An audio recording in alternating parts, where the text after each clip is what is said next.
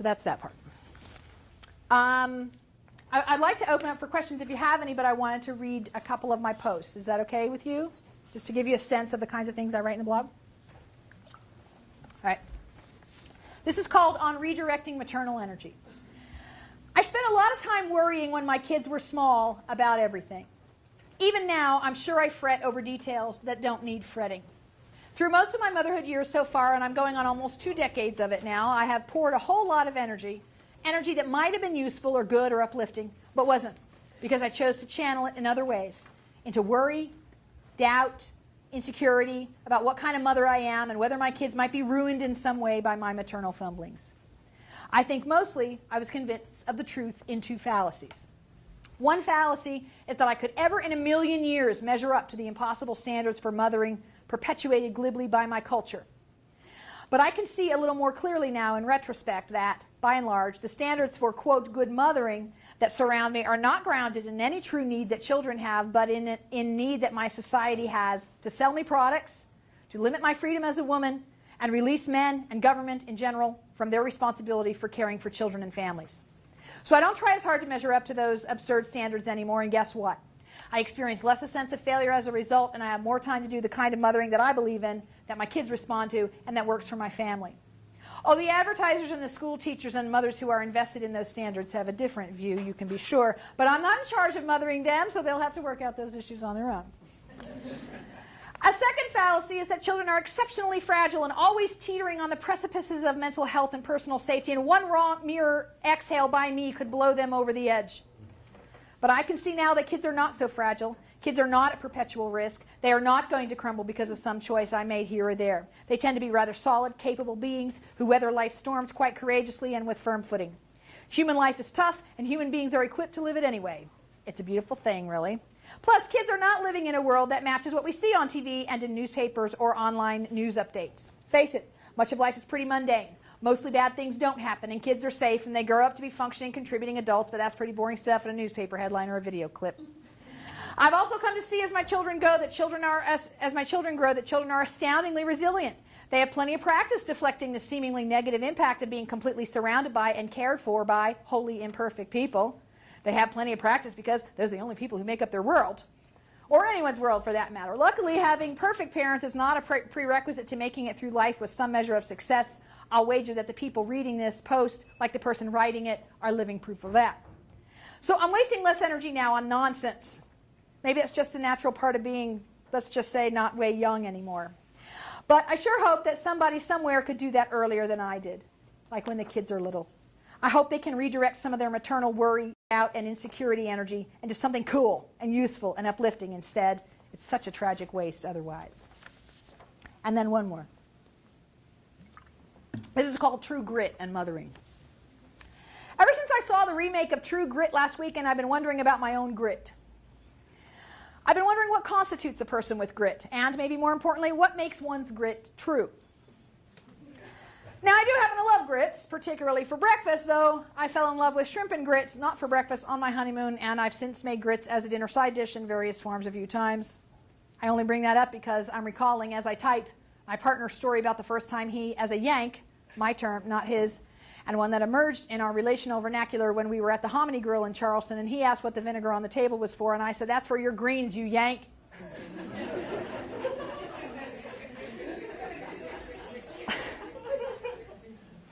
And I would put, but I digress here. But now, thanks a lot, Twitter, I'm self-conscious about it because one of my mom writer tweets said that no one should be allowed to use that term anymore. Apparently everyone else is way overusing it. Anyway, my Yankee husband was asked in a Southern diner many years ago if he wanted grits with his breakfast, and his response was, "What is a grit?" So now I can't think of Rooster Cogburn, thanks a lot, Southern diner, without thinking of breakfast. Thankfully, I don't have much cause to think of Rooster Cogburn, so not much is ruined, as it turns out. But anyway, grit and whether or not it's true. My very, very best friend, reference.com, says that grit is, well, first it says that grit is particles of dirt, so let's skip past that and go to definition number 2, where we learn that grit is synonymous with moxie, pluck, doggedness, mettle, hardihood, tenacity, and other words that we now have to look up. But the sense I'm getting here is, hell yeah, grit and me.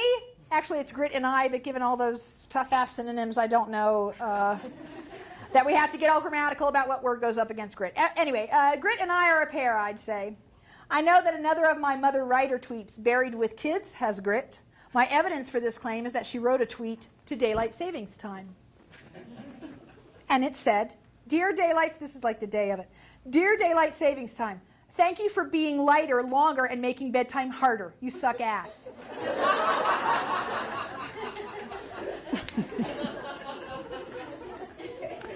But I think having grit is a personal quality worth striving for, and I think I've got a good share of it. It's not the drunken, slurring kind anymore, anyway, that comes without bathing like roosters, but it's no less metally for that. And I think I've acquired much of my grit from my mother and from my own practices of mothering, plus some from graduate school. If you don't begin acquiring it from having to rise with an infant after night of not sleeping, or from confronting a toddler's rear end right after you've dozed lightly on the couch, turned over, slightly opening one eye, because the child has yelled, "Look, Mommy!" and is bending over with her butt up at eye level so that you can see how clean she got herself, then I'm not sure how one might acquire grit. If you don't acquire it trying to come up with meals that satisfy multiple diets and preferences simultaneously, low-carb, vegetarian, shanty, Irish, pizza-only, all-organic, Southern, and Yank preferences, for example, oh my God, then I don't know where it might come from. If you don't get grit by persevering onward into work or into class, even though you know you reek of spit up, but you'd already changed 3 times as you were trying to walk out the door, and whatever, you're late and you want to be with grown-ups even if they don't want to be with you with that shirt on, smelling like that, then I don't know how one might get grit. If you don't get grit from surviving the quizzicality of an interaction in which you ask your child what happened with a particular grade, and they translate that to mean, you want me to be perfect. Or the other one whose answer is, well, I didn't study, I guess. And you say, you guess? I mean, either you did or you didn't. Did you? And she or he says, I knew the material. And you are forced to say, about that. Didn't. And then they actually have the pluck to be wounded that you would draw such a conclusion. These are the experiences that cultivate grit, and it doesn't get any truer than that. Thank you. So, any questions or comments or whatever?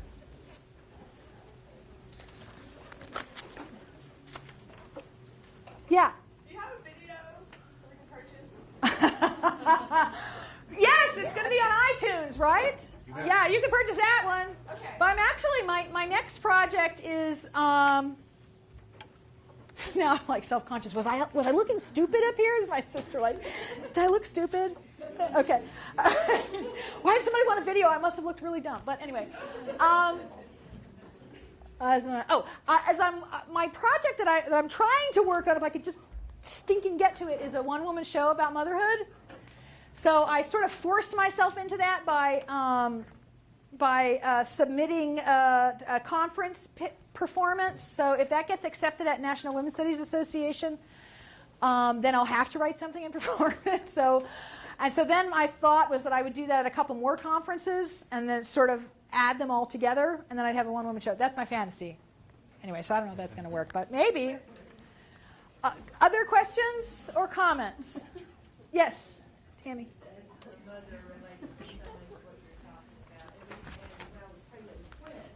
Wow. Everyone would ask me and say, oh, what are you going to have twin roles? What are you going to do? I was thinking about just mothering one of them. I don't know. Give the other one away. Yeah.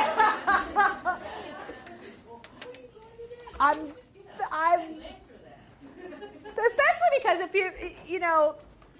if these are your first children, you wouldn't know any more than what are you going to do? So, then you could answer that question if you were having one child. I'll do the same thing that someone who's having one child who you're not asking this question of, only I'll do more of it. I don't know. And a little more frantically. So that's funny. Other comments? Yeah. How do you sort of, I want to use the word combat the expectation that you have to be super mom, that you have to go to every game, that you have to do it every You can't. You can't fight that. So don't. Just step out of the ring. There are plenty of people who want to play in that ring and fight in that ring. You just got to step out of the ring. There is no, you just have to get comfortable with other people being uncomfortable. You know what I mean? Yeah. They're not going to like it, and that's I'm good with that. And you'll have some guilt, of course. It's designed to be coercive and stuff like that, but you could get comfortable with that. I'm going. Sometimes you just do what you know is intellectually the best thing to do, even if you can take your guilt with you. Do you know what I mean? You don't have to you don't have to cave to the guilt. You could say, I do feel guilty, and I'm still not going to the dairy plant. You know what I mean? And I think the tricky thing for me was when the children don't have a frame of reference because so-and-so's mom is at everything. And so you say, right. I mean, it's your mom isn't. I don't know. I mean, it's not. There isn't any. I'm not going to do a big bunch of explanation. I can't. I'm doing other things, and also I don't. I'm not in fourth grade. Not going to do fourth grade, and I've done that at every grade. I don't have a science fair project. I'm writing a book, and you have a science fair project. So I'm going to go write my book, and you can do the science fair project because Mama don't care. That's actually not true. I care a lot about science fair projects. I'm sorry to say. But other stuff I don't care about. But that's sort of, and he'll say to me, start to tell me something. I say, is this going to be interesting to someone who isn't in 8th grade? Because I'm not in 8th grade. I used to be in 8th grade, but I'm not in 8th grade anymore. So 8th grade stuff, like humor, I say, I use the term loosely, and snot, body, sort of functions, don't care. Didn't care about when I was wiping it off of you, and care even less, about it now. So anyway, yeah, question. I was wondering, I'm sure, in your choices, raising children, you receive a lot of criticism. I don't know how much was direct, but I'm wondering, do you take the time to try to enlighten people of where you're coming from, or is that completely when they're being dismissive and No. I don't, because you know what? These questions are related. They get to determine they get to lay out the terms of your life. Do you know what I mean? How do you combat the problem or how do you explain it to people? Then their discomfort now is your responsibility. I'm sorry you're uncomfortable and I don't owe you an explanation. I don't even much know you. Right? I think you have to let go of that because part of that is grounded in I need to feel better, and if they understood why I was making the choices I was making, they won't be so mean to me, or they won't, dislike me because I can't handle dislike. Sometimes our need to explain is really our need to get over being disliked. And if you could get real comfortable, people dislike me all over the place. It took me a long time to get there, but I think it's related to the same thing. When I have done things has been when they have messed with my children. So I've gone down to the school plenty of times to get things adjusted. So I'm wondering also, in relation to other mothers, I'm just thinking about my aunts right now, and how they're very much trapped by the work that they're doing while I see their husbands go out and go hang with the guys for a while everything's insane at the house. And I'm wondering, do you try to, it may not be ever an outlet of change for other mothers in the environment of where they're criticizing, I don't know, but I was wondering, do you in that way try to explain or to maybe to whom? Other mothers even though they're the ones a lot of times, I know my mom always talked about the aftercare gossip where all the mothers are gathering to decide on right. I try not to be a part of that part just because it's wrapped up in a patriarchal notion that women are at odds with each other and have to talk about each other. And that keeps us focused on each other instead of this one's off with the dudes, right, to use your example. So now I'm really talking about her and how she, instead of going, wait a minute, where are you going? You know what I mean? So I put my energy, try to put my energy into other things. Now, someone is saying to me, I've had this conversation with my other sister several times, well, I've got to do this and I've got to do that and I've got to take them here and I've got to take them here. And I say, you don't got to do that. You're choosing to do that. That's fine. And I'm assuming you're choosing because it serves some function for you, but you don't gotta do that. But I don't, as a feminist, I don't want to get all up in some other woman's decision making. You know what I mean? And presume that my frame. Plus, we do things for a period of time. Maybe someone does that for 5 years or 7 years, and then they come to a place where they go, you know what? I do not want to do that anymore. And they just get there on their own. If there's a conversation and it seems to invite it, then I would offer it. But I hope I don't do it. My goal is to not try and tell someone else how they should do it, unless they start messing with my kids, and then I go down to the school. So I've done that a few times. Had a teacher who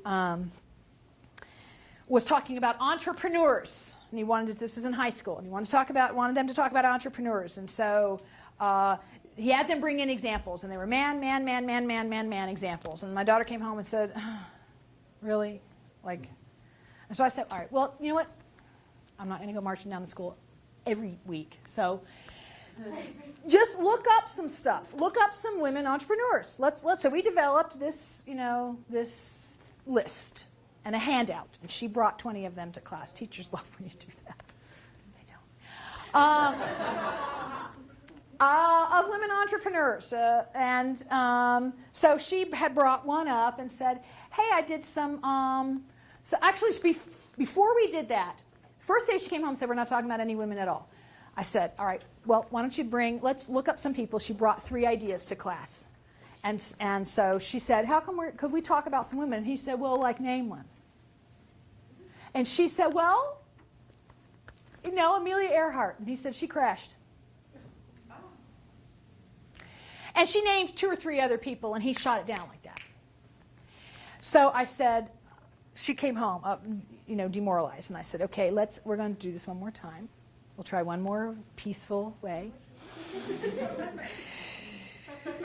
So we made the handout. Maybe he felt put on the spot, got his own whatever issues. So we made the handout, 20 copies, brought it in. She brought it up to class to show him. He threw it in the trash. So then we went to the school.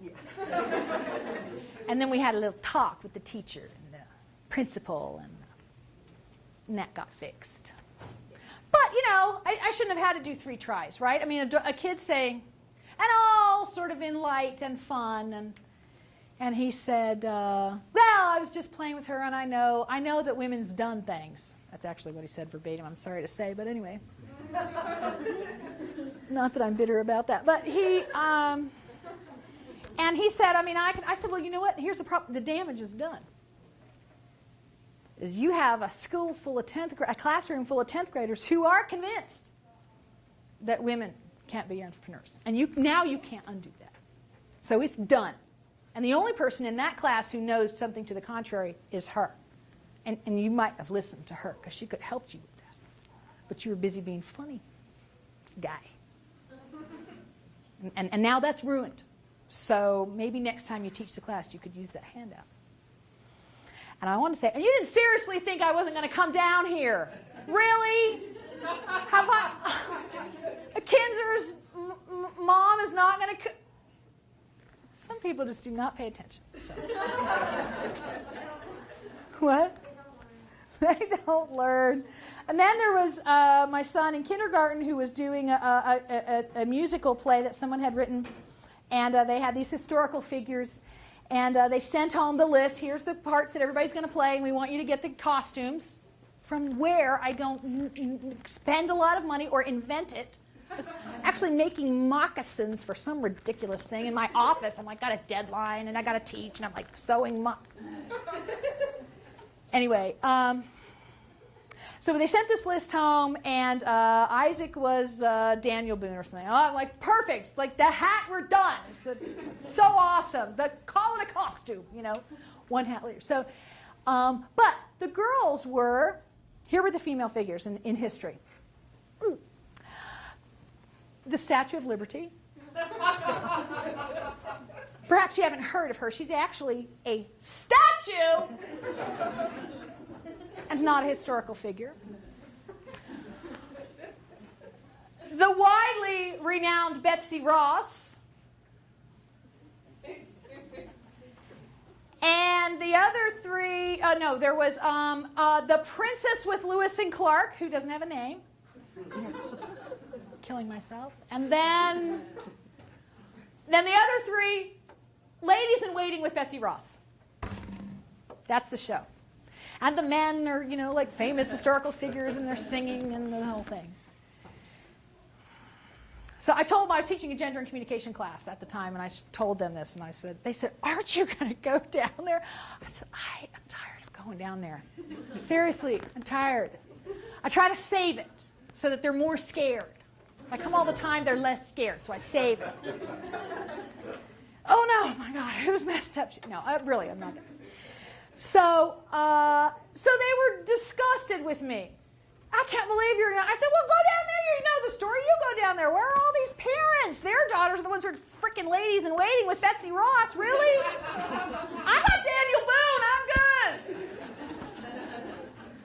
So they were disgusted with me, so I had to call a music teacher. And so I thought, how is a woman who's like getting ridiculously bad pay going to feel about, hey, how about you let me hook up your play, So anyway, a lot of bobbing and weaving, and said I would be happy to give you the... I'm just worried that my son's going to leave there feeling like women didn't really do anything of significance, and that's not true.